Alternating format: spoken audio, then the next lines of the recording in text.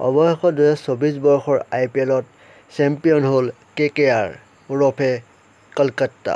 সুদীৰ্ঘ 10 বছৰৰ মূৰত আকৌ এবাৰ চেম্পিয়ন হ'ল KKR। ইয়াৰ আগত দুবাৰকৈ চেম্পিয়ন হৈছিলে KKR। আজি যিখন খেল হৈ আছিলে ফাইনেল খেলখন হায়দৰাবাদ আৰু কলকাতাৰ মাজত। চেন্নাইত আজি প্ৰথমে বেটিং কৰি হায়দৰাবাদে 113 ৰানহে কৰিব পাৰিলে। 114 ৰানৰ টাৰ্গেট দিছিলে কলকাতাক। বহুত এটা কম স্ক'ৰ কৰিছিলে আজি হায়দৰাবাদে। আজি KKRৰ বলাৰৰ আগত কোনো এটা প্লেয়াৰ টিকিবই পৰা নাছিলে। আজি SRSৰ বেটছমেন আজি ষ্টাৰ্কে বৰ ধুনীয়া বলিং কৰে আৰু হাৰ্ষিত ৰাণাই বৰ ধুনীয়া বলিং কৰে। KKRৰ বলিং বৰ ধুনীয়া কৰে, তাৰ বিনিময়ত ইমান কম এটা স্ক'ৰ কৰিব পাৰিলে SRSে।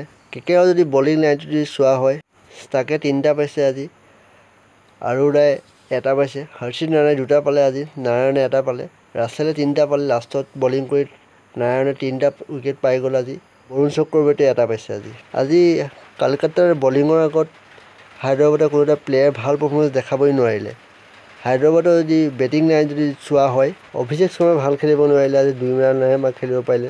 হেডে 0 মাৰিলে আজি, ত্ৰিপাঠীয়ে 9 ৰানহে মাৰিলে, মাৰ্ক্ৰমে ভাল খেলিব নোৱাৰিলে, 20 ৰানহে মাৰিলে, নীতিশ ৰেড্ডীয়ে 13 ৰান মাৰিলে, ক্লাছলে ভাল খেলিব নোৱাৰিলে, 16 ৰানহে মাৰিলে, ছাবিৰ আহমেদে 8 ৰানহে মাৰিলে, কামিন্সে লাষ্টত আহি ভালেই খেলিছিলে, লাষ্টত আউট হৈ গুচি গ'ল 24 ৰান কৰি। আজি KKRৰ বেটিং বৰ ধুনীয়া কৰে, 2টাহে উইকেট গ'ল, 2টাই খেলখন জিকাই দিলে লাষ্টলৈকে খেলি পেলাই।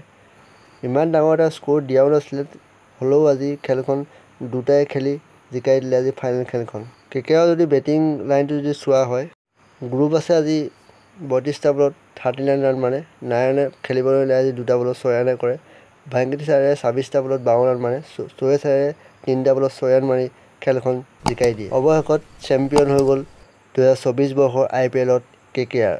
যদি ভিডিঅ'টো ভাল লাগে এটা লাইক কৰি দিব। Thank U.